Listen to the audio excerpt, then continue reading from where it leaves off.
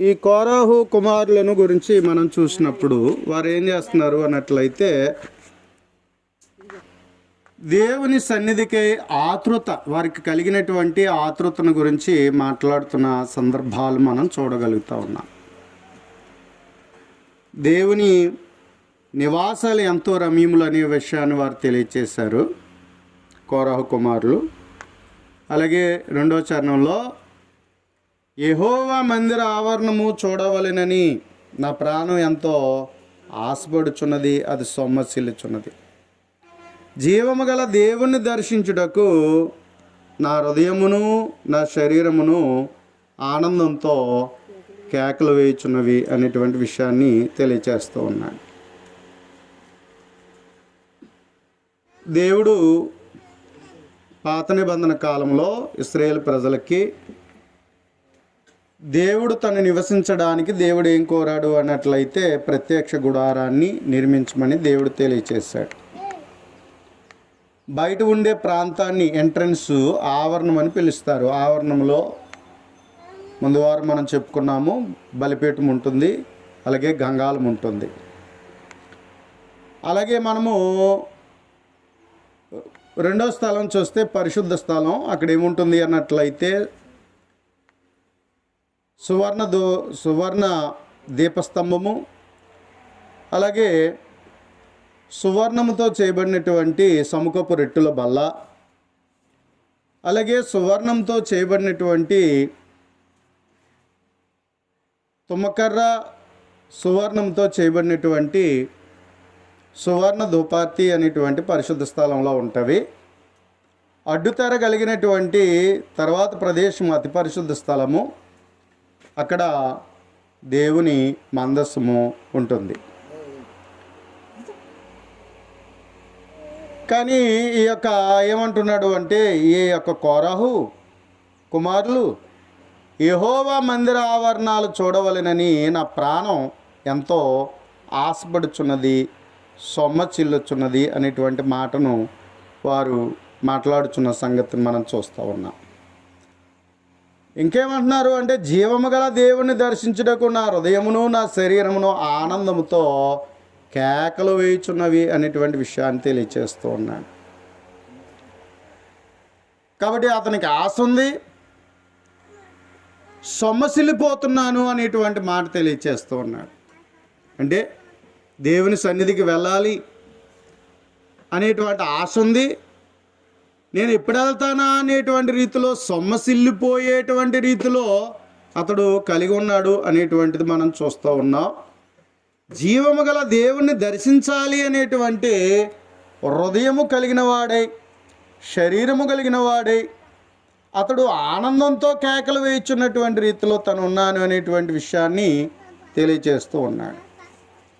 కాబట్టి దేవుని సన్నిధికి వెళ్ళాలని ఆశ, దేవుని సన్నిధికి ఎప్పుడు వెళ్ళదునా అనేటువంటి తొందరపాటు, ఆతృత అనేటువంటిది తను కలిగి ఉన్నాడు. జీవము గల దేవుని దర్శించడానికి హృదయాన్ని, శరీరాన్ని సంసిద్ధం చేసుకుని అతడు ఆనందంతో కేకలు వేయుచున్నటువంటి వారిగా ఈ కోరాహు కుమారులు ఉన్నారని ఈ కీర్తనను బట్టి మనము చూడగలుగుతూ ఉన్నాం. కాబట్టి దేవుని యొక్క సన్నిధానములో మనము చూసినట్లయితే, దేవుని యొక్క సన్నిధానము అనేటువంటిది దేవుడు నివసించేటువంటిది. పాత నిబంధనలో దేవుడు స్థలాన్ని కోరుకున్నాడు. ఆ స్థలము ముందు వారం మనం చెప్పుకున్నాం, ఇత్తడి వెండి కలిగినటువంటి భాగముగా ఆవరణం ఉంటే, పరిశుద్ధ స్థలంలో బంగారము అలాగే వెండితో చేయబడినటువంటి వస్తువులను కలిగి ఉన్నటువంటి రీతిని మనం చూస్తాం. అలాగే మనం చూడగలిగినప్పుడు లోపలికి వెళ్ళినట్లయితే తుమ్మకర్రతో చేయబడినటువంటి మందసం, ఆ మందసానికి స్వచ్ఛమైన బంగారముతో తాపబడినటువంటి మందసమును మనం చూడగలుగుతున్నాం. ఆ అతి పరిశుద్ధ స్థలములో దేవుడు ఉన్నాడు అనేటువంటిది మనం చూడడం అనేటువంటి మనం చూస్తాం. దేవుడు ఆత్మస్వరూపి, ఆయన కంటికి కనిపించే వ్యక్తి కాదు. ఆయన ఎవ్వరూ ఏ ఒక్కరు కూడా ఏ మానవుడు కూడా దేవుణ్ణి చూడనేరడు కూడా. కనుక ఆయన సమీపింపరాని తేజస్సు కలిగినటువంటి వాడిగా దేవుడు ఉన్నాడు అనేటువంటిది దేవుని గ్రంథం తెలియపరచబడుచు ఉన్నది. అంచేత దేవునిని ఎవ్వరూ ఏ ఒక్కరూ చూడలేరు. అయితే దేవుడు ఉన్నాడు, నీకు విశ్వాసం ఉంటే దేవుడు ఉన్నాడు అని నీవు ఆయనను వెతకగలుగుతావు. అది నమ్మకాన్ని బట్టి ఉంటుంది. కాబట్టి నీవు నమ్మకం కలిగి దేవుణ్ణి వెతికితే నువ్వు ఆయన కనుగొనగలవు. ఒకవేళ నీ జీవితంలో విశ్వాసం లేకపోతే ఆయన ఎప్పటికీ నీకు అర్థం కాడు. అంచేత దేవుణ్ణి అర్థం చేసుకోవడానికి విశ్వాసం కావాలి. ఆ విశ్వాసానికి ఆధారము దేవుని యొక్క వాక్యం. అంచేత గ్రంథాన్ని చేపట్టి జాగ్రత్తగా మనం దేవుని గూర్చినటువంటి అధ్యయనం చేస్తే దేవుడు మనకు అర్థమవుతాడు. అలాగనే దేవుని సన్నిధిని గూర్చిన జ్ఞానం అనేటువంటిది మనకు వస్తూ ఉంది. కనుక ప్రియమైన వారులారా, దేవుడు పాత నిబంధన అనేటువంటిది ఛాయారూపకంగా ఇచ్చాడు, ఉపమానార్థముగా ఇచ్చాడు అనేటువంటిది దేవుని మాటలలో మనం పరిశీలిస్తూ ఉన్నాం. అయితే దేవుడు క్రీస్తు ద్వారా మనకి ఏం ఇవ్వాలని దేవుడు నిశ్చయించాడు అన్నట్లయితే, దేవుడు మనకి ఆయన కొలసీలకు రాసిన పత్రికలో 2వ అధ్యాయంలో మనం చూడగలిగినట్లయితే 16వ వచనం మనం చూడగలిగినట్లయితే, కొలసీలకు రాసిన పత్రిక 2వ అధ్యాయం 16వ వచనంలో, కాబట్టి అన్నపానముల విషయంలోనూ పండుగ, అమావాస్య, విశ్రాంతి దినం అనే వాటి విషయంలోనూ మీకు తీర్పు తీర్చని ఎవనికి అవకాశం ఇయ్యకుడి. ఇవి రాబో వాటి ఛాయే కానీ నిజస్వరూపము క్రీస్తులో ఉన్నది అని చెప్తున్నాడు. నిజస్వరూపము క్రీస్తులో ఉన్నది. కాబట్టి క్రీస్తు ద్వారా దేవుడు మనకు నిజ స్వరూపాన్ని అనుగ్రహింపజేశాడు. కాబట్టి అందుచేత ఈరోజు మనము దేవుని సన్నిధి అంటే మనము కట్టుకునేది కాదు, దేవుని కొరకు మనం నిర్మించుకునేటువంటిది కాదు. ఎందుకు అన్నట్లయితే దేవుడు హస్తకృతములైన ఆలయములలో నివసింపడం. ముందు వారం మనం జ్ఞాపం చేసుకున్నాము. అదేంటి అన్నట్లయితే, సొలొమోను దేవుని కొరకు మందిరాన్ని కట్టించాడు అనేటువంటిది విషయాన్ని మనం చూసాం. కాబట్టి కట్టబడినటువంటి మందిరము ఎంత వెలగలది అనేటువంటిది మనం చూసినట్లయితే $174 మిలియన్ల US అనేటువంటిది అది కలిగి ఉన్నది అనేటువంటిది. కొన్ని కోట్ల రూపాయలు, అంటే లక్షల కోట్ల రూపాయలు కలిగినటువంటిది అనేటువంటిది మనం చూడగలడం అనేటువంటిది జరిగింది. కాబట్టి 174 మిలియన్స్ US మన రూపాయితో పోల్చుకుంటే దరిదాపు 50 రూపాయలు. వాళ్ళ $1 మన ఇండియన్ రూపీస్లో మనం చూసినట్లయితే దగ్గరగా 50 రూపాయలు కలిగి ఉన్నటువంటి రీతిగా మనం చూడవచ్చు, మార్కం చేయబడుతుంది. కాబట్టి అందుచేత ఆ ప్రకారంగా మనం చూసుకున్నట్లయితే 174 మిలియన్స్ US ఉన్నటువంటి సొలొమోను ఏం చేశాడు అన్నట్లయితే దేవుని కొరకు మందిరాన్ని కట్టించాడు అనేటువంటి సంగతి మనం చూస్తున్నాం. అయితే దేవుడు హస్తకృతములైన ఆలయాల్లో నివసించేవాడు కాదు. అందుకే సొలొమోను ఏమన్నాడు అన్నట్లయితే, నేను కట్టించి ఈ మందిరము ఏ పాటిది అంటున్నాడు. మహాకాశములు పట్టజాలను వాడువు, నేను కట్టించిన ఈ మందిరము ఏ పాటిది అనేటువంటి విషయాన్ని సొలొమోను తెలియజేశాడు. అంత విలువైన, ఎంతో విలువైన 174 మిలియన్స్ US నిర్మించినటువంటి అలాంటి మందిరాన్ని ఇంచుమించు బంగారం చూస్తే 20 టన్నుల బంగారం, 20 టన్నుల బంగారంతో ఉన్నటువంటి అలాంటి బంగారం, ఇంకా వెండి, ఇంకా ఇత్తడి, ఇలాంటి వాటితో ఎంతో చక్కగా రూపించబడినటువంటి అట్టి దేవాలయము కట్టి తను ఏమంటున్నాడు అన్నట్లయితే, మహాకాశాలు పట్టజాలను వాడువు, నేను కట్టించినటువంటి మందిరము ఏ పాటిది అని చెప్పాడు. కనుక ప్రియమైన వారులారా, అందుకని దేవుడు హస్తకృతములైన ఆలయాలలో దేవుడు నివసించేటువంటి వాడు కాదు. కాబట్టి అందుకని దేవుని గ్రంథం చాలా స్పష్టంగా తెలియచేయబడుచున్నది. యెషయా గ్రంథం 66వ అధ్యాయం 1-2 వచనాల్లో చెప్పబడినది, అపోస్తుల కార్యములో స్తెఫను ఆ విషయాన్ని కోట్ చేశాడు. అక్కడ రాయబడిన సంగతిని స్తెఫను ఏం చేశాడు అన్నట్లయితే అపోస్తుల కార్యాలు 7వ అధ్యాయంలో తను కోట్ చేసినటువంటి మాట 42వ వచనం, 7వ అధ్యాయము 42వ వచనం మనం చూస్తే, అందుకు దేవుడు వారి విముఖుడై ఆకాశ సైన్యమును సేవించుటకు వారిని విడిచిపెట్టెను. ఎందుకు? ప్రమాణముగా ప్రవక్తల గ్రంథమందు ఇలాగ రాయబడి ఉన్నది, ఇశ్రాయేలు ఇంటి వారులారా, మీరు అరణ్యములో 40 ఏండ్లు బలిపశువులను అర్పణమును నాకు అర్పించిద్రా అనేటువంటి మాట ఎత్తుకుంటూ 50వ వచనంలో అంటున్నాడు. 50వ వచనం మనం చూస్తే, అయినను ఆకాశము నా సింహాసనం, భూమి నా పాదపీఠం, మీరు నా కొరకు ఎలాంటి మందిరము కట్టుదురు? మీరు నా కొరకు ఎలాంటి మందిరం కట్టుదురు? నా విశ్రాంతి స్థలం ఏది? ఇవన్నీ హస్తకృత్యములు కావా అని ప్రభు చెప్తున్నాడు అని ప్రవక్త పలికిన ప్రకారము సర్వోన్నతుడు హస్తకృత ఆలయములలో నివసింపడు. సర్వోన్నతుడు హస్తకృతముల ఆలయములలో నివసింపడు. కాబట్టి భూమి ఏమో ఆయన పాదపీఠం, ఆకాశమేమో ఆయన సింహాసనం. అంచేత మీరు నా కొరకు కట్టు మందిరం ఏ పాటిది, ఎలాంటి మందిరాన్ని కట్టుదురు అనేటువంటి దేవుడు అడుగుతున్నాడు.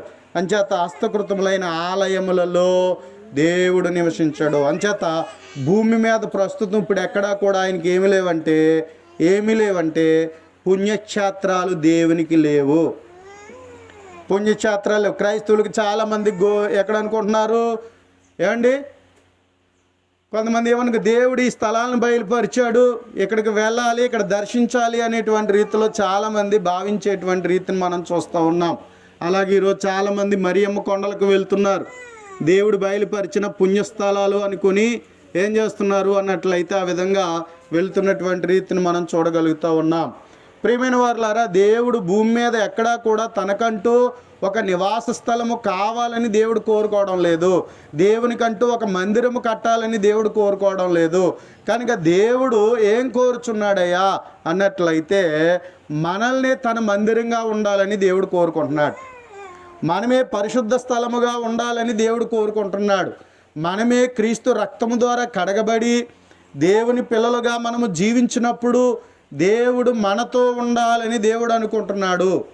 దేవుడు మనతో ఉండాలనుకుంటున్నాడు.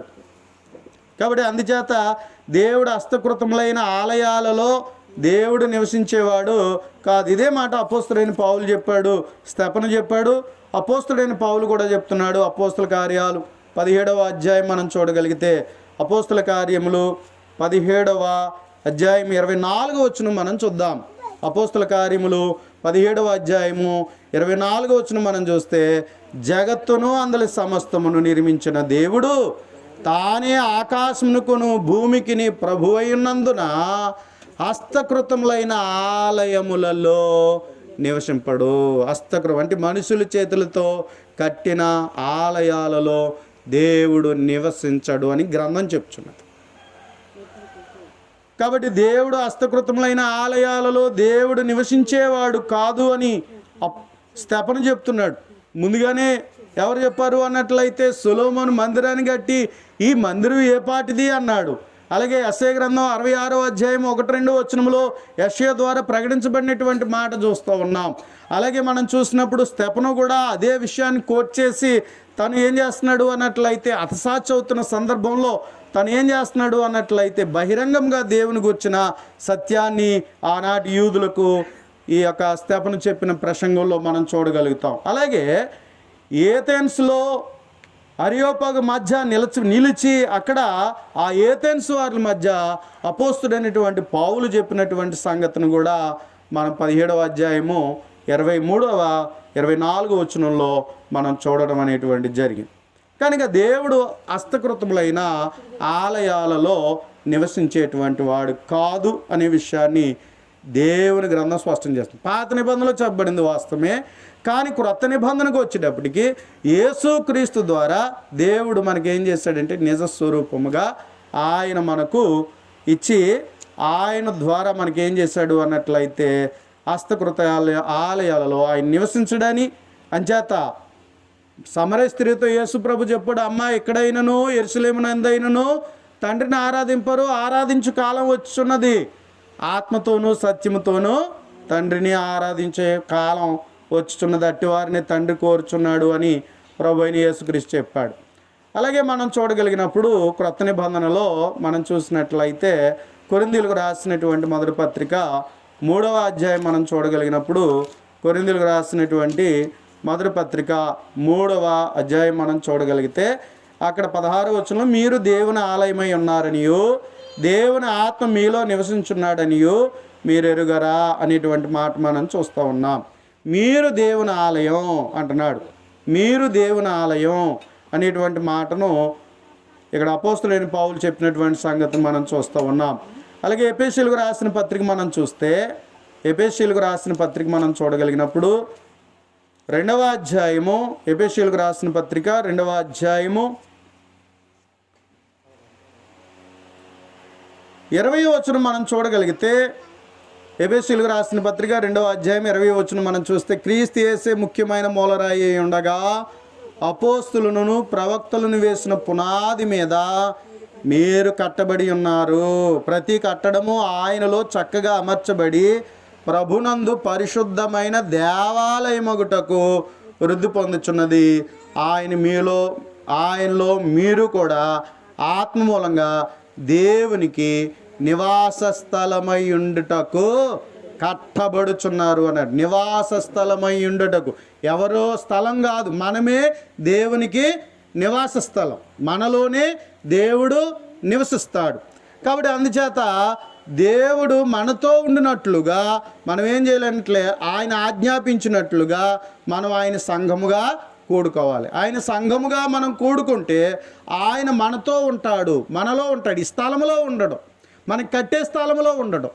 నువ్వు దేవుని కొరకు దేవుడు చెప్పినట్లుగా పిలువబడితే, ఏర్పడితే, అలాగే ఎవరైతే పిలువబడి ఏర్పరచబడిన జనముగా ఎవరైతే ఉన్నారో, ఎవరైతే పరిశుద్ధులుగా జీవిస్తూ ఉన్నారో అటు వారి మధ్య దేవుడు నివసిస్తాను అనేటువంటి విషయాన్ని తన వాక్యం ద్వారా దేవుడు తెలియచేస్తూ ఉన్నాడు.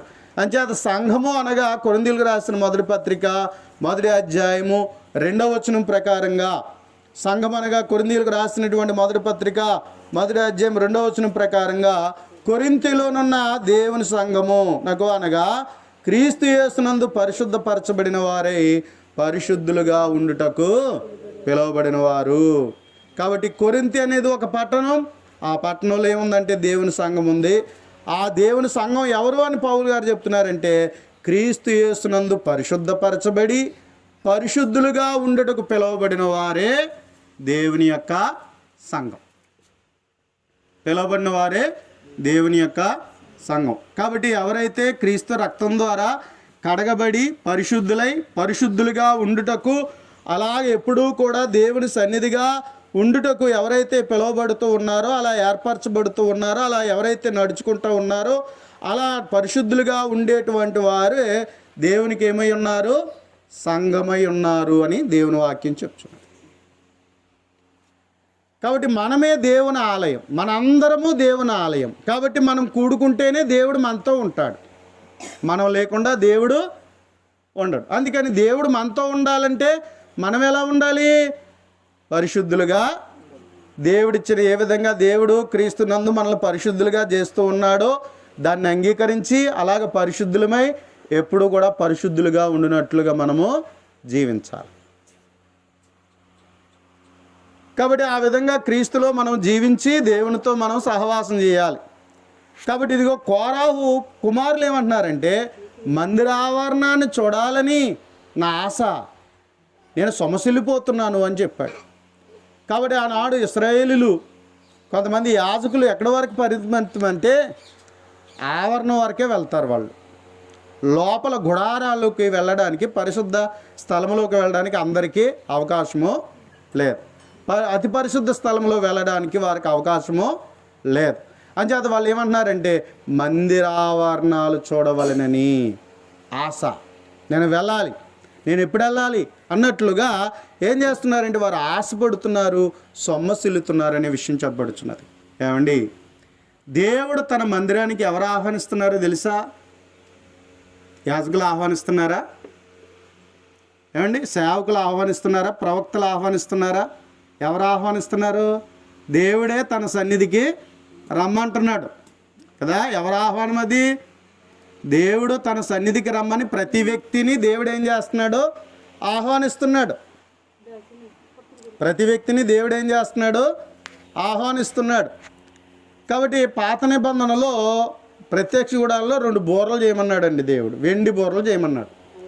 వెండి బూరలు ఊదితే దాని యొక్క శబ్దం, అంటే శబ్దము ఏ రకంగా వస్తున్నదని వాళ్ళు విని దాని ప్రకారం వాళ్ళు సిద్ధపడాలట. అంటే యుద్ధ సంబంధమైందా, దేవుని సన్నిధి కూడుకోవడానికా, లేకపోతే యాత్ర చేయడానికి ఊదబడిందా, ఎందుకు ఊదబడింది, ఎలా ఊదుతున్నారు అనేది వాళ్ళు వినాలట. ఇశ్రాయేలు అందరూ కూడా వాళ్ళు ఈ యొక్క యాజకులు బూర ఎత్తి ఆ ఎండు బూరలు ఊదితే అది ఎలా ఊదుతున్నారు అనేది వాళ్ళు గమనించి దాని ప్రకారం యుద్ధానికైతే యుద్ధాన్ని సిద్ధపడాలట. ఒకవేళ వారు దేవుని సన్నిధికి వచ్చడానికి ఒకవేళ ఊదితే ఆ ప్రకారంగా వాళ్ళు దేవుని సన్నిధికి వెళ్ళాలట. లేకపోయినట్లయితే వారు యాత్రలో ఉన్నారు కాబట్టి కనాను దేశానికి వెళ్ళడానికి ఆ ప్రకారంగా ఏ విధంగా ఊదుతున్నారో ఆ నాదాన్ని బట్టి వాళ్ళు ఏం చేయాలంటే కనాను దేశానికి వెళ్ళవలసిన వారై ఉన్నారు. కాబట్టి అలాగే ఈరోజు మనము దేవుడు ఏం చేయమంటున్నాడు అన్నట్లయితే సువార్తికుడి ద్వారా, ఈరోజు సువార్తికుడి ద్వారా దేవుని పనిని గూర్చిన పిలుపు ఇవ్వబడుతుంది. అది ఎవరి పిలుపు? దేవుని పిలుపు. గ్రంథం ఎవరిది? బైబిల్ ఎవరిది? నేను కొనుక్కున్నాను కాబట్టి నాదా? ఏమండి? కొనుక్కున్నాను కాబట్టి నాదా? నేను గ్రంథం ఒకవేళ ఈ యొక్క పేపర్ క్వాలిటీని ప్రింటింగ్కి నేను డబ్బులు ఇచ్చాను అంతే. కానీ వాస్తవానికి గ్రంథం మనం కొనడానికి మనం సరిపోం. ఎందుకంటే దావీదు ఏమన్నాడు? బంగారం కంటేను విస్తారమైన మేలిమి బంగారం కంటే కోరదగినది అని చెప్పాడు. మరి అంత విలువైన దానికి ఏ ధర కట్టగలం? మనం ఏ ధర కట్టగలం? పేపర్ క్వాలిటీని బట్టి, ప్రింటింగ్ని బట్టి మనం ధర ఇస్తున్నాం. ఇందులో మనకు రకరకాల బైబిల్ ఉంటాయి. బైబిల్ అమ్మేటువంటి షాప్కి మనం వెళ్ళాం అనుకోండి, క్రిస్టియన్స్ బుక్ షాప్ ఉంటుంది. బుక్ షాప్లోకి వెళ్ళాం అనుకోండి, అందులో చిన్న బైబిలే 600 రూపాయలు ఉంటుంది, 300 రూపాయలు ఉంది. సాధారణమైన బైబిల్ 300 రూపాయలు. ఆ తర్వాత అందులో కొంచెం గోల్డేజ్ ఇచ్చి ఓ మాదిరిగా ఉంటే 500, 600.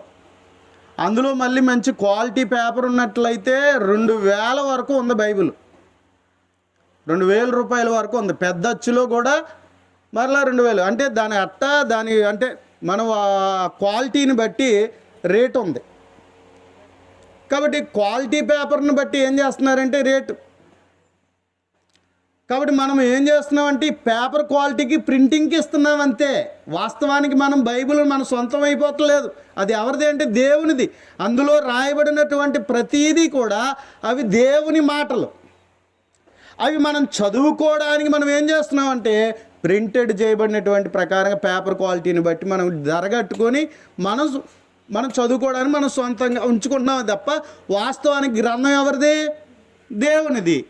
దేవుని మాటలు, దేవుడు రాయించి ఇచ్చిన దేవుని యొక్క మాటలు. కాబట్టి పాత నిబంధనలు మనం చూడగలిగినట్లయితే యెహోవా ఇలాగు సెలవిచ్చెను అని ఇంచుమించు 2500 సార్లు మనం చూడగలుగుతాం. 2500 పైగానే మాటల్లో ఏం చెప్పబడుతుందంటే దేవుడు ఎలా సెలవిచ్చెను, యెహోవాకి ఇలాగ సెలవిచ్చెను, దేవుడు తన యొక్క వాక్కుని ఈ విధంగా ఇచ్చినని మనకేం చెప్పబడుతుంది అంటే పాత నిబంధనలు చెప్పబడుచున్నది. అలాగే క్రొత్త నిబంధనలో యేసు ప్రభు చెప్పిన మాటలు. అలాగే మనం చూడగలిగినట్లయితే పరిశుద్ధాత్మ ఆవేశ మూలముగా దేవుని యొక్క సంగతులు మనతో మాట్లాడుతున్నట్లుగా దేవుని వాక్యం మనం చూడగలుగుతూ ఉన్నాం. అంచేత దేవుని యొక్క వాక్యము దేవుడు మనకి ఇచ్చి ఉన్నాడు. కాబట్టి ఇచ్చినటువంటి దేవుని యొక్క మాటలు అవి దేవునివి. అంచేత ప్రియమైన వారులారా, ఆ వాక్యము ద్వారా మనకు దేవుడు చెప్తున్న సంగతులు ఏమిటంటే, దేవుడు తెలియజేస్తున్న మాటలు ఏంటంటే, సంఘం అనగా క్రీస్తు యేసునందు పరిశుద్ధపరచబడి పరిశుద్ధులుగా ఉండుటకు పిలువబడినవారు. కనుక ఎవరైనానో దేవుని సంఘముగా ఉండాలి అన్నట్లయితే, ఏమండి, ఎవరైనానో దేవుని ఆలయముగా ఉండాలి అనుకున్నట్లయితే మనం ఏం చేయబడాలి అన్నట్లయితే క్రీస్తు యేసునందు పరిశుద్ధపరచబడి పరిశుద్ధులుగా ఉండువారే దేవుని యొక్క సంఘం. రాధాయపాలెంలో దేవుని యొక్క సంఘం అనగా ఏమండి, ఎక్కడైనాను దేవుని సంఘం అనగా క్రీస్తు యేసునందు పరిశుద్ధపరచబడి పరిశుద్ధులుగా ఉండుటకు పిలువబడినవారు, పరిశుద్ధులుగా ఉండుటకు పిలువబడినవారు. అంచేత పాత నిబంధనలో అయితే వారు ఆవరణాలు మాత్రమే రావడానికి అవకాశం ఉంది. ఈరోజు యేసుక్రీస్తుని బట్టి నువ్వు నేను ఏమయ్యామంటే పరిశుద్ధ స్థలమయ్యాం. మనం ఏమయ్యాము? మనమే దేవుని ఆలయమయ్యాం, మనమే దేవుని యొక్క పరిశుద్ధ స్థలముగా మనం ఉంటున్నాం. దేవుడు మనతో ఉంటున్నాడు. మనలో ఏముంది అన్నట్లయితే ఆత్మ ఉంది. ఏమండి, దేవుని యొద్ద నుండి మరి తల్లి గర్భములో మనం రూపిస్తున్నప్పుడు దేవుని యొద్ద నుండి ఆత్మ వచ్చింది. మానవాత్మ దేవుని యొద్ద నుండి వచ్చింది. ఆత్మ కలిగిన వారు ఏ వ్యక్తి అయినా సరే, మనిషి భూమి మీద బ్రతుకుతున్నాడంటే శరీరం కలిగి ఉన్నాడు. అతనిలో ఏముంది? ఆత్మ ఉంది. ప్రతి మనిషిలో ఆత్మ ఉంది, శరీరం ఉంది. కానీ పాపం చేయడాన్ని బట్టి మనం ఏం చేస్తాం? ఆత్మను చంపేసుకున్నాం. పాపం చేయడాన్ని బట్టి మనం ఏం చేస్తామంటే ఆత్మను చంపేస్తాం. కాబట్టి అందుచేత ఈ ఆత్మను మరలా బ్రతికించాలంటే యేసుప్రభు దగ్గరికి రావాలి, యేసుప్రభుని అంగీకరించాలి. యేసుప్రభుని అంగీకరించి యేసుప్రభు ద్వారా తండ్రి చిత్తాన్ని తెలుసుకోవాలి, తండ్రిని తెలుసుకోవాలి, ఆయన అంగీకరించాలి. ఆయన అంగీకరించడం ద్వారా మనం ఏం చెందుతున్నాం అంటే క్రొత్త జన్మ ఎత్తుతున్నాం, మరలా తిరిగి దేవుని కుమారులుగా పుట్టుచున్నాం. కాబట్టి బాప్తీసం ద్వారా మనకి ఏం జరిగింది అన్నట్లయితే క్రొత్త జన్మ వచ్చింది. బాప్తీసం ద్వారా మనకి ఏమొచ్చింది అన్నట్లయితే క్రొత్త జన్మ వచ్చింది. క్రొత్తగా పుట్టాం, మనం దేవుని పిల్లలమయ్యాం మనం.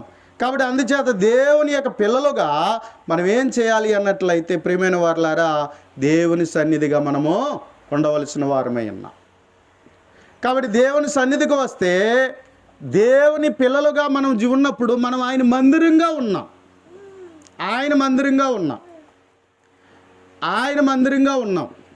అంతేకాదు, మనతో ఎవరు దర్శిస్తున్నారు? దేవుడు మనల్ని దర్శిస్తున్నాడు. ఆయన మనతో ఉన్నాడు. ప్రియమైన వారులారా, ఇప్పుడు దేవుడు మనతో ఉన్నాడు. ప్రభు అయిన యేసుక్రీస్తు మనతో ఉన్నాడు. కాబట్టి మనతో ఎవరున్నారు అంటే తండ్రి అయిన దేవుడు ఉన్నాడు, ప్రభు అయిన యేసుక్రీస్తు ఉన్నాడు. మనలో ఆయన అనుగ్రహించిన పరిశుద్ధాత్మను మనం కలిగి ఉన్నాం, తండ్రి అయిన దేవుణ్ణి కలిగి ఉన్నాం. ఈరోజు మనం ప్రారంభ ఎప్పుడైతే చేశామో ఎవరు వచ్చారంటే మనతో దేవుడు వచ్చాడు, మనతో ఆయన ఉన్నాడు. అలాగే ప్రభు అయిన యేసుక్రీస్తు ఉన్నాడు. అలాగే మనలో ఎవరున్నారు అన్నట్లయితే పరిశుద్ధాత్ముడు ఉన్నాడు. కాబట్టి మనము అలాగున మనం ఏం చేయాలంటే ఇదిగో దేవుని మందిరావరణము చూడవలెనని ఎలాగైతే హానోకు కుమారులు ఏం చేస్తున్నారు అన్నట్లయితే వారు ఆశపడుచు సొమ్మసిలుచు ఉన్నారో, వాళ్ళు ఏం చేస్తున్నారు అన్నట్లయితే ఈ కోరహు కుమారులు ఏం చేస్తున్నారు అన్నట్లయితే వారు చూడాలి అనేటువంటి ఆశ ఉందట. ఇంకేముంది వాళ్ళకి? ఇంకేముంది? సొమ్మసిల్లుతున్నారు అనేటువంటి మాట చూస్తున్నాం.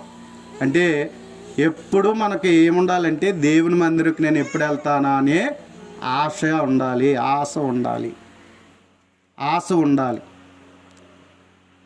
కనుక అందుచేత మన జీవితంలో ఎప్పుడూ కూడా దేవుని మందిరికి వెళ్ళాలి. అంటే నాకు వీలుంటేనే నేను దేవునికి సన్నిధికి వెళ్తాననేది కాదు, కానీ దేవుని కొరకు మన సమయాన్ని హెచ్చించుకొని దేవుని కొరకు మనం ఏం చేయాలంటే మనం దేవుని సన్నిధిలో గడిపేవారిగా ఉండగలగాలి.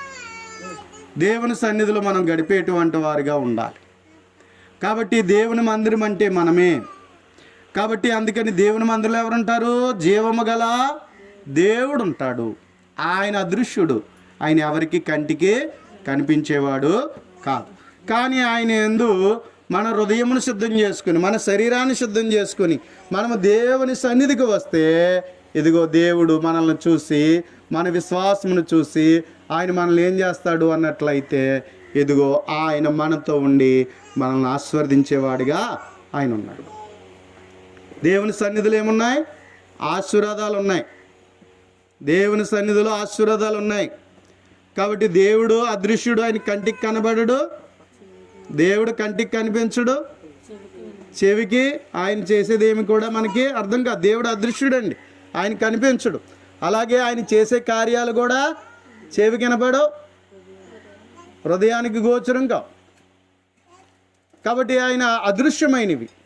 కానీ దేవుడు ఏం చేస్తున్నాడు అంటే తన కార్యాలు చేస్తున్నాడు. దేవుడు తన సన్నిధిలో ఆయన ఏం చేస్తున్నాడు అంటే ఆయన తన కార్యాలు చేస్తున్నాడు. ఏం చేస్తున్నాడట? ఆయన మన అందరికీ ఏమిచ్చాడు? రక్షణ ఇచ్చాడు. దేవుడు మనకి ఏమిచ్చాడు? రక్షణను ఇచ్చాడు. మనము యేసు ప్రభు యొక్క మాటలను బట్టి, ఆయన సువార్తను బట్టి ఎప్పుడైతే మనము విని విశ్వసించి మారు మనసు పొంది ఒప్పుకోలు చేసుకుని ఎదిగో ప్రభులోకి ఎప్పుడైతే మనం బాప్తీసం పొందామో, దేవుడు మన ఆత్మను ఏం చేశాడంటే పాపముల నుండి మనల్ని రక్షించాడు.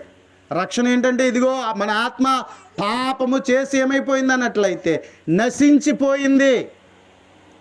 ఏమండి, శరీరానికి ఎలాగైతే జబ్బు చేస్తే జబ్బుకు కారమైనటువంటి రోగము, వైరస్సు, లేకపోతే ఏదైనా హానికరమైనది ఏదైనా మన శరీరానికి జరిగినా అది ఎలా అయితే చచ్చిపోతుందో, పాడైపోతుందో ప్రియమైన వారలారా, అలాగే మన ఆత్మ కూడా పాపము చేయడాన్ని బట్టి ఏమైంది అన్నట్లయితే ఇదిగో మనం నశించిపోయిన వారము. మన ఆత్మ ఏమైపోయింది అన్నట్లయితే నశించిపోయింది. కాబట్టి అలాంటి నశించిపోయినటువంటి ఆత్మను రక్షించగలవాడు దేవుడు ఒక్కడే. అలా నశించిపోయినటువంటి ఆత్మను రక్షించగలవాడు దేవుడు ఒక్కడే. అంచేత రక్షించుటకు ప్రభువైన యేసుక్రీస్తు లోకానికి వచ్చాడు. ఎందుకు వచ్చాడే అంటే పాపులను రక్షించుటకు క్రీస్తు యేసు లోకమునకు వచ్చెను అనేటువంటి విషయాన్ని మనం చూస్తూ ఉన్నాం. పాపులను రక్షించుటకు క్రీస్తు యేసు లోకానికి వచ్చాడు. కనుక ప్రియమైన వారు, ఈ లోకంలో ఉన్న ప్రతి మానవుడిని రక్షించడానికి, పాపము చేత నశించిపోతున్నటువంటి వ్యక్తిని రక్షించుట కొరకు ప్రభువైన యేసుక్రీస్తు లోకానికి వచ్చాడు. కనుక అందుచేత ఆయన ఆ విధంగా మన కొరకు ఏం చేశాడు? చనిపోయాడు, సమాధి చేయబడ్డాడు, మరణం నుండి తిరిగి లేచాడు. ఎవరైతే ప్రభు దగ్గరికి వస్తూ ఉన్నారో వారికి ఏమిస్తున్నాడు? ఆయన రక్షణ ఇస్తున్నాడు. అలా రక్షణ పొందిన వారిని అందరినీ ఆయన ఏం చేస్తున్నాడట? సంఘములో చేరుస్తూ ఉన్నాడు. ఎవరు చేస్తున్నారు? పాస్టర్ గారికి హక్కు లేదు సంఘంలో చేర్చడానికి, సంఘస్థులకు హక్కు లేదు సంఘంలో చేర్చడానికి. సంఘంలో చేర్చేవారు ఎవరు అన్నట్లయితే ప్రభు అండి.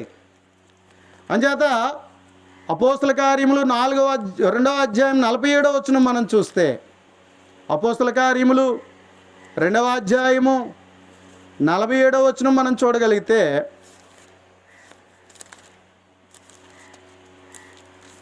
అపోస్తల కార్యములు 2వ అధ్యాయం 47వ వచనం మనం చూడగలిగినప్పుడు, ఆనందముతోనూ నిష్కపటమైన హృదయముతోనూ ఆహారం పుచ్చుకొని చుండిరి, మరియు ప్రభు రక్షణ పొందుచున్న వారిని అనుదినము వారితో చేర్చును. రక్షణ పొందిన వారిని రక్షణ పొందినటువంటి వారితో చేరుస్తున్నాడట.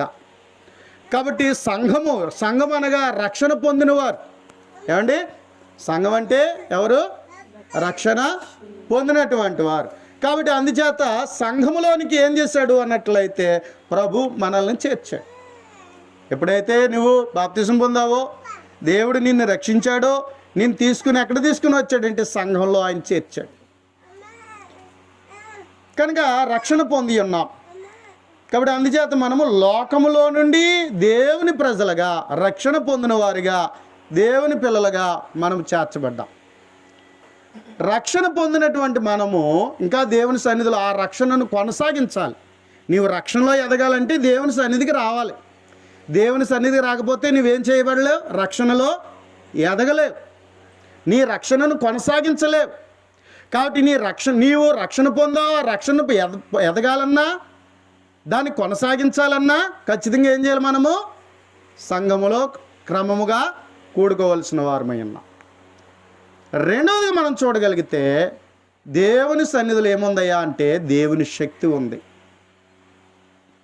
సర్వశక్తి గల దేవుడు తన సన్నిధిలో ఉండి ఆయనను మనల్ని బలపరుస్తున్నాడు. అవునా? దేవుని సన్నిధికి వచ్చటం వల్ల మనకి ఏమొస్తుంది అన్నట్లయితే బలం వస్తుంది. అది శారీరక బలం కాదు, నీ ఆత్మకు బలాన్ని ఇస్తున్నాడు. ఈ బలము ద్వారా ఈ లోకాన్ని మనం జయించగలము. పాపాన్ని జయించగలము, పాపమును జయించగలము, లోకాన్ని జయించగలము. ఇంకా మనం ఏం చేయగలమంటే అపవాదైనటువంటి సాతాన్ని కూడా జయించగలం. అందుకని దేవుని ద్వారా బలము పొందుటకు మనం ఎక్కడికి రావాలి? దేవుని సన్నిధికి మనము రావాల్సిన వారమే ఉన్నాం. దేవుని సన్నిధికి రాకపోతే ఆత్మీయ బలం మనకి రాదు. దేవుని సన్నిధికి క్రమంగా రాకపోతే దేవుడు మనకి ఆత్మీయ బలం ఉండదు. అంచేత ఆత్మీయంగా బలంగా ఉండాలంటే నీవు పాపము చేయకుండా దానితో పోరాడి నువ్వు నిలవాలి అన్నట్లయితే ఖచ్చితంగా నువ్వేం చేయాలి అన్నట్లయితే దేవుని సన్నిధికి క్రమంగా రావాలి. సాతాను యొక్క యుక్తులను, తంత్రాలని ఎదురాడి గెలవాలి అన్నట్లయితే నువ్వు ఖచ్చితంగా దేవుని సన్నిధికి వచ్చి దేవుని శక్తిని పొందుకోవాల్సిన వారమే ఉన్నావు. మూడోదిగా మనం చూడగలిగినట్లయితే ప్రియమైన వారులారా, దేవుని సన్నిధిలో ఏముంది అంటే దేవుని జ్ఞానం ఉన్నది.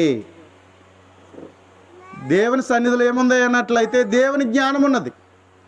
కాబట్టి దేవుని జ్ఞానం పొందడానికి ఎక్కడ రావాలంటే మనము దేవుని సన్నిధికి రావాల్సిన వారమై ఉన్నాం. కాబట్టి దేవుని సన్నిధికి వచ్చాము అన్నట్లయితే దేవుని వాక్యాన్ని ధ్యానించాలి, వినాలి. కాబట్టి వినుట ద్వారా, ధ్యానించుట ద్వారా మనకేమొస్తుంది అన్నట్లయితే దేవుని యొక్క జ్ఞానం మనకు వస్తుంది. కాబట్టి ఆ విధంగా జ్ఞానము కలిగిన వారిగా మనం జీవించడానికి దేవుని సన్నిధికి మనము రావాలి. ఎందుకు అన్నట్లయితే ఎఫెసీయులకు రాసిన పత్రిక 3వ అధ్యాయము, ఎఫెసీయులకు రాసిన పత్రిక 3వ అధ్యాయం మనం చూడగలిగినప్పుడు, ఎఫెసీయులకు రాసిన పత్రిక 3వ అధ్యాయము 8-11 వచనాలు మనం చూస్తే, దేవుడు మన ప్రభు అయిన క్రీస్తు యేసునందు చేసిన నిత్య సంకల్పం చొప్పున పరలోకములో ప్రధానులకును అధికారులకును సంఘం ద్వారా తన యొక్క నానా విధమైన జ్ఞానము ఇప్పుడు తెలియబడవలనని ఉద్దేశించి అని చెప్తున్నాడు. అంటే సంఘం ద్వారా దేవుడు ఏం కలగాలని కోరుకుంటున్నాడు? నానా విధమైన జ్ఞానము కలగాలి. అంటే మనం ఎలా మాట్లాడాలో, ఎలా చూడాలో, ఎలా వినాలో, ఎలాగ కుటుంబాన్ని కట్టుకోవాలో, ఎలా పిల్లల్ని పెంచుకోవాలో, ఎలాగ మనము ప్రతి విషయంలో జాగ్రత్త కలిగి ఉండాలో దేవుడు మనకి ఏమిస్తున్నాడు? తన సన్నిధిలో మనకి జ్ఞానాన్ని ఇస్తున్నాడు. గ్రంథము ద్వారా అలాగున ఉపదేశింపబడి జ్ఞానము కలిగిన వారిగా క్రీస్తులో మనం జీవించడానికి దేవుడు మనకి జ్ఞానాన్ని ఇస్తున్నాడు. 4వదిగా మనం చూస్తే పరిశుద్ధత పొందితే సరిపోదండి, పరిశుద్ధులుగా మనం సంపూర్ణం కావాలని దేవుడు కోరుతున్నాడు. పరిశుద్ధులు సంపూర్ణం అవ్వాలంటే దేవుని సన్నిధిలో ఏముంది? పరిచర్య ఉంది. దేవుని సన్నిధిలో పరిచర్య ఉండటం ద్వారా మనకి ఏమొస్తుంది? పరిశుద్ధత వస్తుంది. వాక్యం అనే ఉదకం మనల్ని ఏం చేస్తుందట? కడుగుతుందట. వాక్యం అనే ఉదకం మనల్ని ఏం చేస్తుంది? కడుగుతుంది. ఈ లోకంలో ఏముందంటే పాపం ఉంది. ఆ పాపాన్ని అంటుకోకుండా బ్రతకాలి అన్నట్లయితే రోజు వాక్యం అనే ఉదకంతో స్నానం చేయాలి మనం. మరి ఆ వాక్యం ఎలా తెలుస్తుంది?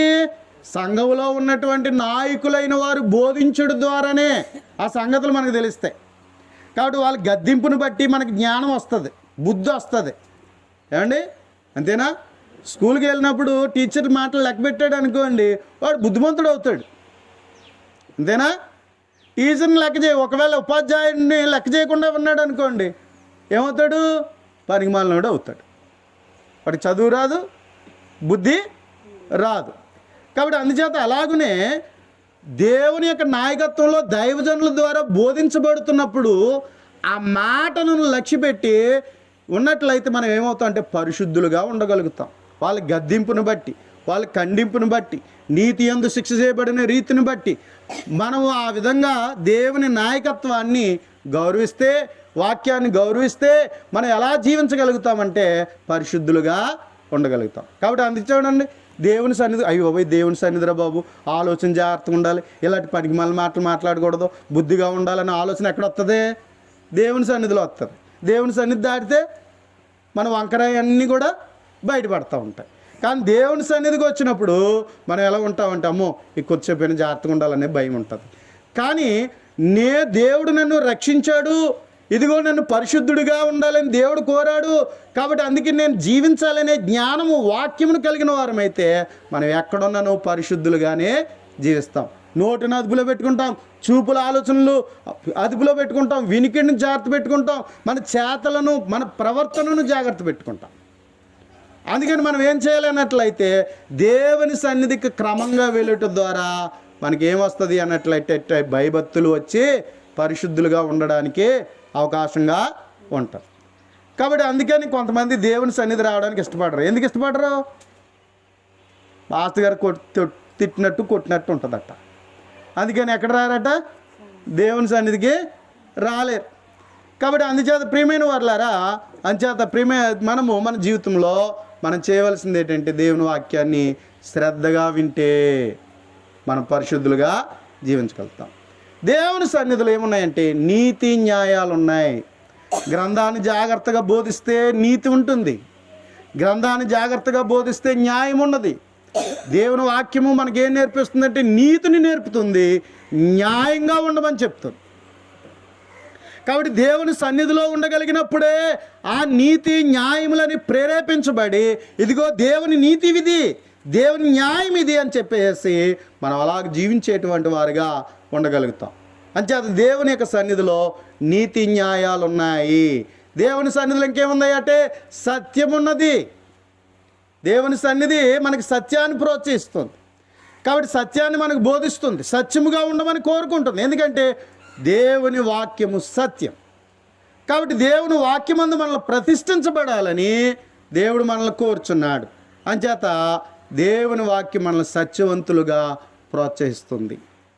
అంచేత మనం ఆ విధంగా దేవుని వాక్యాన్ని హృదయపూర్వకంగా ఉన్నట్టుగా చదివితే దేవుడు మన జీవితాలని సత్యములో నిలబెట్టేటువంటి వాడిగా ఉన్నాడు. దేవుని సన్నిధిలో మనం సత్యముగా ఉండే అవకాశం ఉంది. 7వదిగా చూస్తే దేవుడు తన సన్నిధిలో ఏం చేయాలని కోరుకుంటున్నాడండి? సత్క్రియలు చేయాలని కోరుతున్నాడు. ఏం చేయాలని కోరుకుంటున్నాడు? సత్క్రియలు, మంచి పనులు చేయాలని దేవుడు కోరుకుంటున్నాడు. దేవుని సన్నిధికి వచ్చేట ద్వారా మనకి గ్రంథం ఏం చేస్తుందంటే ప్రబోధిస్తుంది. దేవుని మాటలు మనల్ని ప్రేరేపిస్తున్నాయి. ఏం చేసేటట్లుగా? సత్క్రియలు చేసేటట్లుగా, మంచి పనులు చేసేటట్లుగా దేవుని గ్రంథం మనల్ని ప్రోత్సహిస్తుంది. అలాగే దేవుని సన్నిధిలో ఇంకేముందయ్యా అన్నట్లయితే ఘనత ఉందండి. దేవుడు మన జీవితంలో క్రమముగా దేవుని సన్నిధికి వచ్చి దేవుడు చెప్పినట్లుగా మనం జీవిస్తే, అలా దేవుని సేవిస్తే, దేవుణ్ణి మహిమపరిస్తే మనకి ఏమొస్తుందో తెలుసా? ఘనత వస్తుంది. దేవుడు మనల్ని ఘనముగా ఉండేటట్లుగా ఆశీర్వదిస్తాడు. ఏమండి, మనము ఎలా ఉండాలని దేవుడు కోరుకున్నాడంటే ఘనముగా ఉండేటట్లుగా దేవుడు మనల్ని కోరుతున్నాడు. కాబట్టి తోకగా కాదు, ఎలా ఉండాలని దేవుడు కోరుకున్నాడు? తలగా ఉండాలని దేవుడు కోరుకుంటున్నాడు. ఎవరైతే క్రమముగా దేవుని సన్నిధికి వచ్చి దేవుడు చెప్పినట్లుగా, దేవుడు ఎలాగైతే తన ప్రజలుగా ఉండాలని, తన సన్నిధిగా ఉండాలని దేవుడు మనల్ని కోరుకుంటున్నాడో అలాగ మనం ఎప్పుడైతే మనం జీవించడానికి ఇష్టపడుతున్నామో మనకేమొస్తుంది అన్నట్లయితే దేవుడు తన ఘనతలోనికి మనల్ని హెచ్చించేటువంటి వాడిగా దేవుడు ఉన్నాడు. 9వదిగా మనం చూస్తే దేవుని సన్నిధి మహిమ గలదండి. దేవుని సన్నిధి మహిమ గలది. అంచేత దేవుని సన్నిధిలో దేవుని మహిమ ఉన్నది. దేవుని సన్నిధిలో దేవుని మహిమ ఉన్నది. కాబట్టి అలాగ దేవుని మహిమపరచుటకు మనం దేవుని సన్నిధానానికి వస్తే దేవుడు తన మహిమలో మనల్ని మహిమపరుస్తాడు. కాబట్టి అందుకని మనం ఏం చేయాలంటే క్రమము తప్పకుండా దేవుని సన్నిధికి మనము రావలసిన వారమై ఉన్నాం. కాబట్టి దేవుని సన్నిధిలో దేవుని మహిమ ఉన్నది. 10వదిగా చూస్తే దేవుని సన్నిధిలో ఏముంది అన్నట్లయితే జీవం ఉన్నది. జీవం ఉన్నది. నిత్య జీవాన్ని పొందగలిగే వారం అవుతాం. జీవము గల దేవుణ్ణి దర్శించడం ద్వారా, జీవము గల దేవుని యొక్క సంఘములో మనం ఉండుట ద్వారా దేవుడు అనుగ్రహించేటువంటి జీవము కలిగిన వారమై నిత్య జీవాన్ని పొందుటకు అర్హులమవుతున్నాం.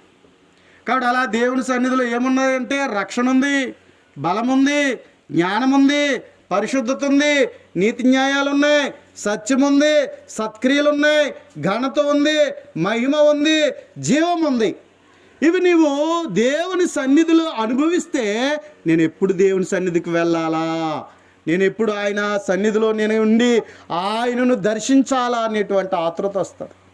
కాబట్టి కోరాహు కుమారులు ఏ విధంగా అయితే వాళ్ళు ఏం చేస్తున్నారు అన్నట్లయితే ఇదిగో నే మందిరావరణములు చూడవలనని నేను ఆశపడుచున్నాను, సొమ్మసిల్లుచున్నాననే రీతిలో నువ్వు కూడా ఎప్పుడు ఆదివారం వస్తుందా, లేకపోతే ఎప్పుడు దేవుని పరిచర్య ఉంటుందా అని ఆతృతపడి మనం ఏం చేస్తామంటే ఆ పరిచర్యలో పాలు పంపులు పొంది దేవుడు అనుగ్రహించేటువంటి ఆనందం, సంతోషం, ఏమంటే దేవుడు అనుగ్రహించేటువంటి ఆశీర్వాదాలకు పాత్రలు కావాలని మనం ఆతృత కలిగి ఉంటాం. మనం కూడా ఎలా చెప్తామంటే ఈ కీర్తనకారుడైనటువంటి ఈ కోరా కుమారులు ఎలాగైతే దేవుని స్తుతిస్తున్నారో మనము కూడా అదే విధమైన రీతిలో నేను దేవుని సన్నిధిలో ఉండాలి అనేటువంటి కోరిక కలిగిన వారిగా, ఆతృత కలిగిన వారిగా మన జీవితంలో మనల్ని మనము ఉండగలుగుతాం.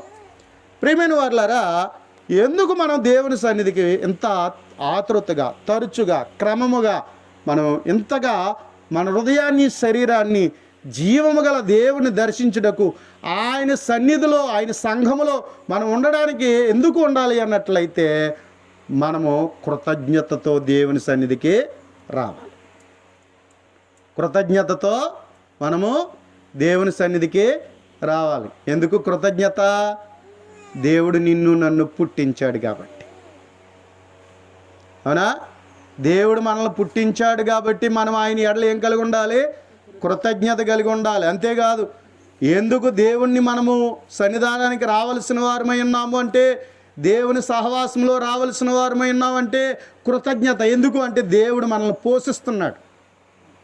ఈ ఆకాశం ఎవరిది? భూమి ఎవరిది? అందులో సమస్తము ఎవరివి? దేవుడు కలుగు చేసినవే కదా. దేవుడు కలుగు చేసిన వాటి ద్వారానే కదా నువ్వు నేను బ్రతుకుతున్నావు.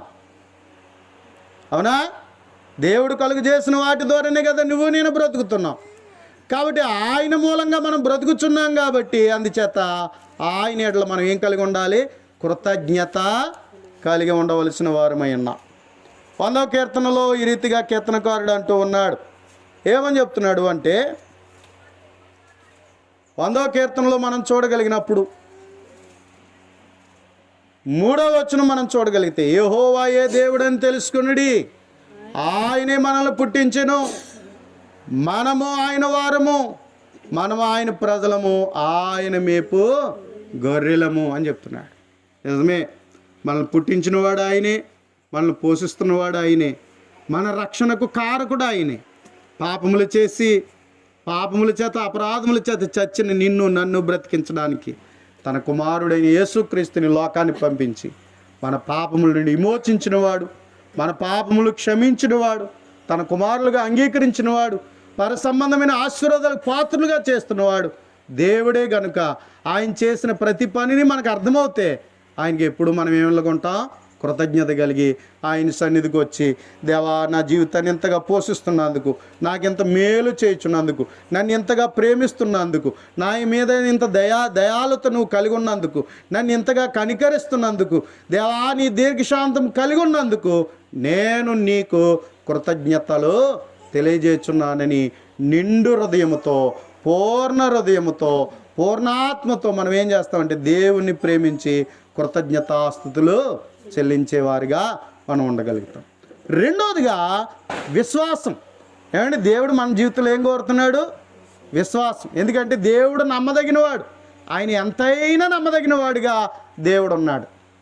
కాబట్టి అంత నమ్మకమైన దేవుణ్ణి దర్శించడానికి మనం ఏం చేయాలి? నమ్మకమైన వాళ్ళు నమ్ముతాం కదండి. మరి దేవుడు ఎంతైనా నమ్మదగినవాడు కదా, మార్పు లేని దేవుడు కదా. అందుచేత అంత నమ్మకమైన దేవుని యందు మనం కూడా విశ్వాసము కలిగిన వారమై దేవుని సన్నిధికి మనము రావాల్సిన వారమై. దేవుడు ఎంతైనా నమ్మదగినవాడు. మూడోదిగా దేవుని యందు మనకేముండాలంటే భయభక్తులు కలిగి ఆయన సన్నిధికి రావాలి. తన సన్నిధికి రమ్మని ఆయనే ఆహ్వానిస్తున్నాడు. రండి, ఆశీర్వదించబడండి, ఆత్మీయంగా బలపడండి, క్షమాభివృద్ధి పొందండి అని చెప్పేసి దేవుడు పిలుస్తున్నాడు. మరి దేవుడు పిలిచినప్పుడు భయంతో వెళ్ళాలి కదా, దేవుని సన్నిధికి వెళ్ళాలి కదా.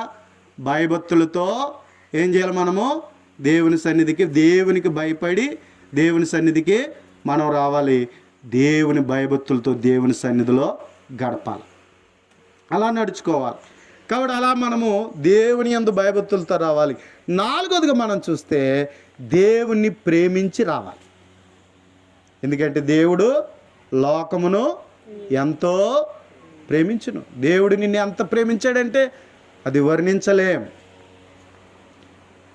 లోకమైతే ప్రేమించే వారిని ప్రేమిస్తుందండి. నీ దగ్గర ఏమన్నా ఉంటేనే ప్రేమిస్తారండి, అవునా? నీ ద్వారా ఏదైనా కలిసి వస్తుంది అంటేనే ప్రేమిస్తారు, లేకపోతే నీ వంక ఎవరో చూడరు.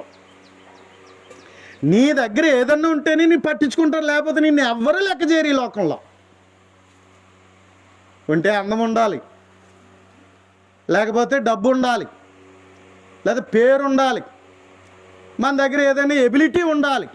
అది ఉంటేనే మన దగ్గరికి ఎవరన్నా వస్తారు.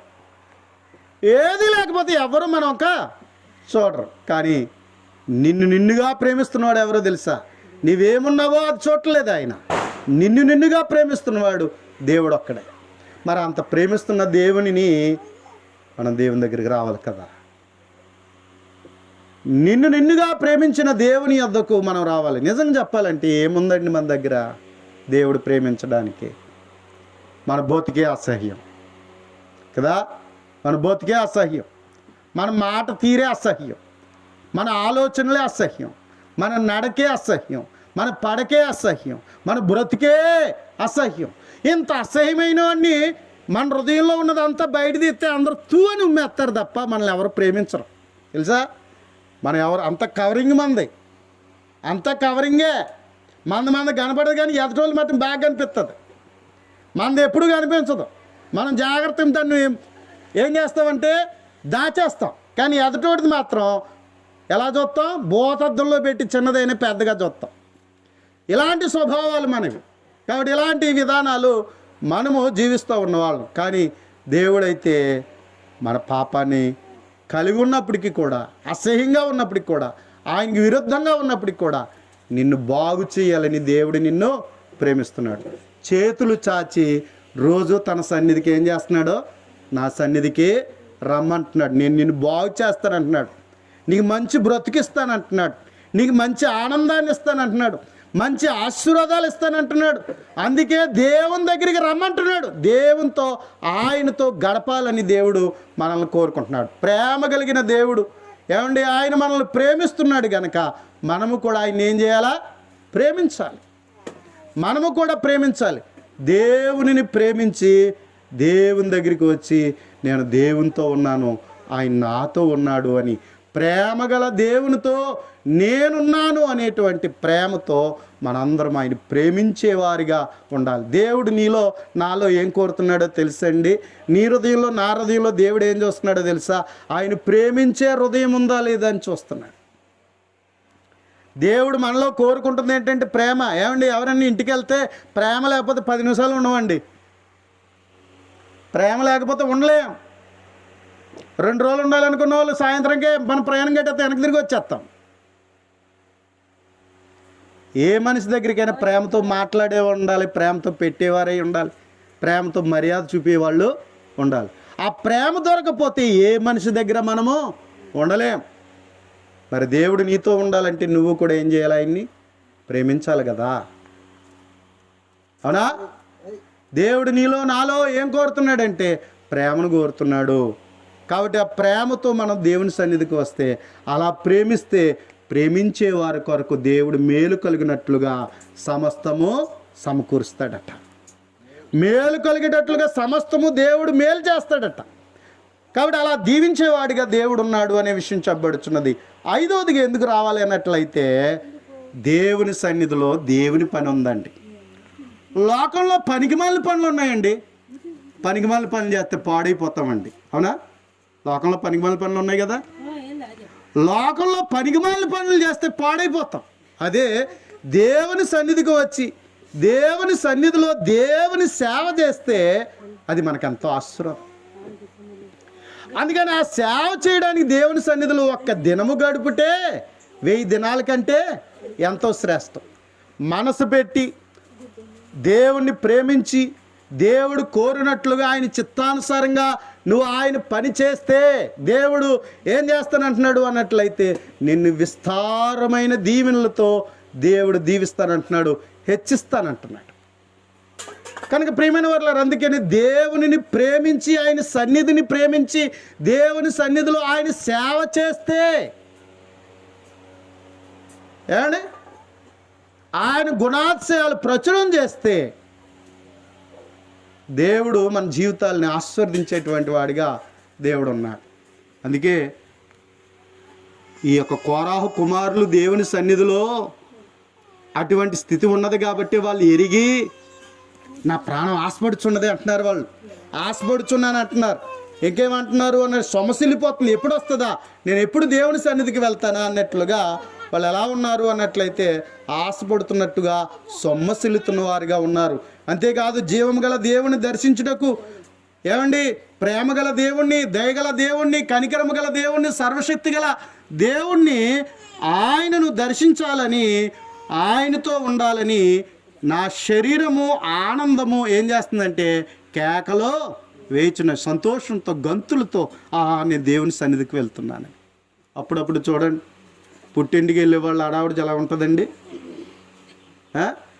ఎక్కడికైనా మన ఇష్టమైన ప్లేస్లకి మనం వెళ్తున్నాం అనుకోండి, ఇష్టమైన వారి దగ్గరికి వెళ్ళాం అనుకోండి, చాలా హడావుడి చేసుకుంటూ వెళ్తాం. మామూలుగా వెళ్ళాం అవునా, చాలా హడావుడి చేసుకుంటూ వెళ్తాం.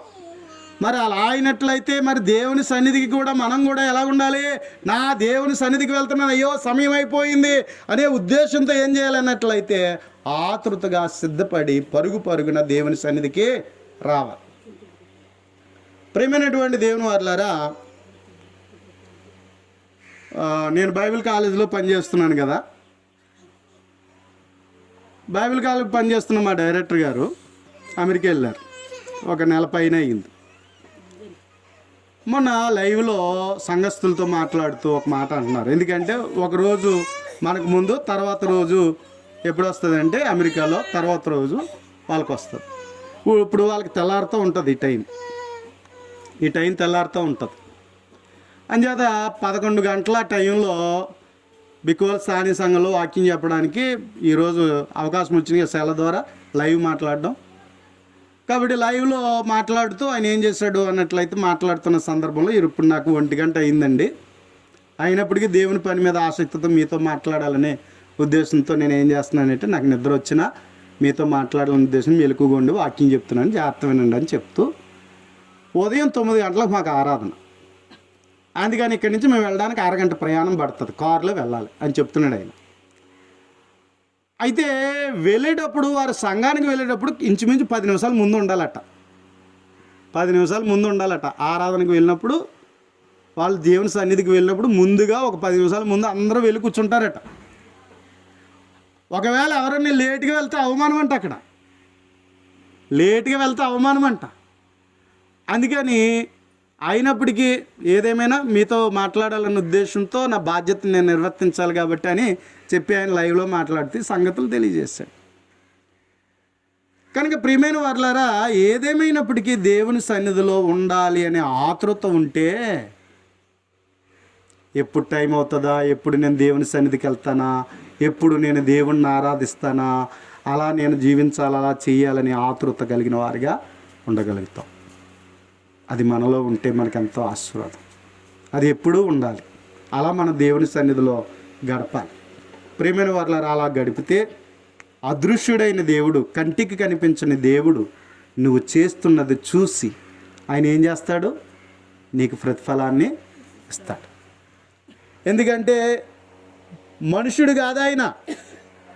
మనుషుడైతే చూసి చూడనట్టుగా ఉండొచ్చు, మనల్ని మోసం చేయొచ్చు.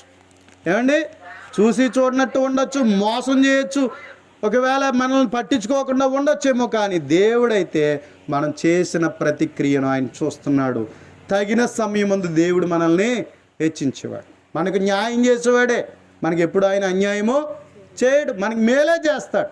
అంచేత ప్రియమైనటువంటి దేవుని వారలారా, మనము దేవుని చిత్తానుసారముగా ఆయన కోరినట్లుగా ఆయన సన్నిధిగా ఆయన పిల్లలుగా ఆయనను తండ్రిగా కలిగి మనం ఆయన పిల్లలుగా జీవిస్తే గొప్ప వారసత్వం ఉందండి, గొప్ప ఆశీస్సులు ఉన్నాయండి. అవి పొందాలని దేవుడు మనల్ని కోరుకుంటున్నాడు. కాబట్టి ప్రియమైన వారలారా, అలాగున మనము దేవుడు కోరిన సంఘంగా ఉందాం. దేవుడు ఎలా తన సన్నిధిగా ఉండాలని దేవుడు కోరుకుంటున్నాడో, నిన్ను నన్ను ఎలా మలుచుకోవాలనుకుంటున్నాడో, నీ ద్వారా నా ద్వారా దేవుడు ఎలా మహిమ పొందాలనుకుంటున్నాడో, మనం తీర్మానించుకున్న తీర్మానాన్ని, మనం పిలువబడిన పిలుపును, ఏర్పాటును నిశ్చయత చేసుకునేటట్లుగా మనల్ని మనం మెలకు తెచ్చుకుందాం. దేవునితో మనం ఎప్పుడు కూడా ఆయన సంఘముగా ఉండుటకు మనల్ని పిలిచాడని, ఆయన సంఘముగా మన బాధ్యతలు మనం నిర్వర్తించేవారమైతే దేవుడు మనల్ని విస్తారముగా పట్టజాలనటువంటి దీవెనలు మన జీవితంలో ఇచ్చేటువంటి వాడిగా దేవుడు ఉన్నాడని ఎరిగి మరింత జాగ్రత్త పడదాం. చివరికి మాటను చూసి మనం ముగించుకుందాం. తిమోతికి రాసిన మొదటి పత్రిక 4వ అధ్యాయం 8వ వచనం. తిమోతికి రాసిన మొదటి పత్రిక 4వ అధ్యాయము 8వ వచనం. శరీర సంబంధమైన సాధకము కొంచెం మట్టికే ప్రయోజకరమవును కానీ దైవభక్తి ఇప్పటి జీవ విషయములోను రాబో జీవ విషయములోను వాగ్దానముతో కూడిందైనందున అది అన్ని విషయములలో ప్రయోజనకరమగును అని చెప్పాడు. దైవభక్తి ఇప్పుడు మనకి ప్రయోజనకరమైంది అన్నట్ట. ఇప్పుడు దైవభక్తి కలిగి జీవిస్తే ఆ భక్తి నిన్ను కాపాడుతుంది. అది ఆ భక్తి ఇంకేమంటున్నాడు అన్నట్లయితే రాబో జీవ విషయములో కూడా అది అన్ని విషయములలో ప్రయోజనకరమవును అనేటువంటి విషయాన్ని చెప్తున్నాడు. ఎందుకంటే అది వాగ్దానంతో కూడింది. దేవుడు మాట ఇచ్చాడు. మాట ఇచ్చిన దేవుడు మాట తప్పడు. మాట ఇచ్చిన దేవుడు మాట తప్పేవాడు. మనుషులు మాట ఇస్తారు, మాట మారుస్తారు, కానీ దేవుడు ఇచ్చిన మాటను నిలబెట్టేవాడు.